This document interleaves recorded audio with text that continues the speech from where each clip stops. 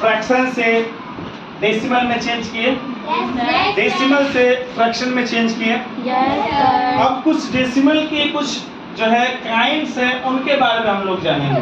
देखिए, हमने पहले नंबर पे लिखा है like decimal, unlike decimal, equivalent decimal fraction, ठीक है ना। अब इसको हम एक एक करके समझेंगे। सबसे पहले है लाइक डेसिमल्स। कह रहा है कि two decimal fraction are said to be like if they have equal number of decimal places. मतलब कि कम से कम 2 डेसिमल फ्रैक्शन होना चाहिए, 2 डेसिमल फ्रैक्शन होना चाहिए, और उनके जो है डेसिमल प्लेस जो होने चाहिए वो इक्वल होने चाहिए। कैसे होगा देखिए, जैसे कि 7.03, 193.05, 26.16, तीनों में देखिए क्या है कि डेसिमल के बाद सिर्फ 2 डिजिट हैं। उधर भी 03, 05, 16, कितने कितने डिजिट हैं? 2। यानी कि डेसिमल के बाद जब समान डिजिट कम से कम 2 या 3 डेसिमल फ्रैक्शंस में, डेसिमल नंबर्स में होगा, तो आप उसको लाइक डेसिमल कह सकते हैं। कब? जब उसका डेसिमल के बाद जो उसके जो मतलब कि डिजिट्स होंगे वो सेम होंगे। अगर 2 है तो तीनों में 2, 3 है तो तीनों में 3। जरूरी नहीं है कि जो है आपका जो नंबर होगा डेसिमल में वो 2, 3, 4, 5 जितना भी हो चलेगा, बट उसमें डेसिमल प्लेस सब में सेम सेम होना चाहिए, तब हम उसको मानेंगे लाइक डेसिमल। समझ में आया?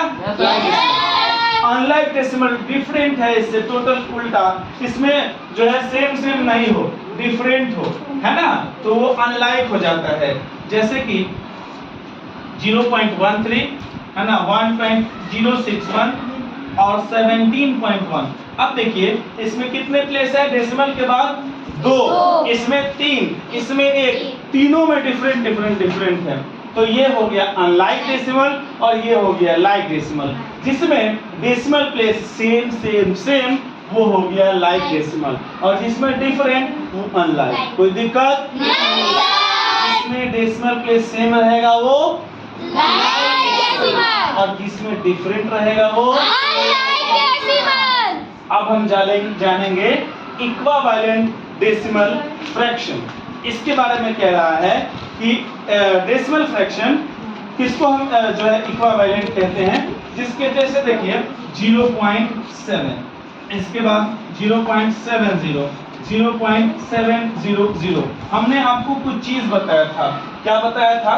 कि डेसिमल में जब भी आप कोई डिजिट लिखते हैं उसके आगे आप कितना भी 0 दे दीजिए वो चेंज नहीं होगा, है ना।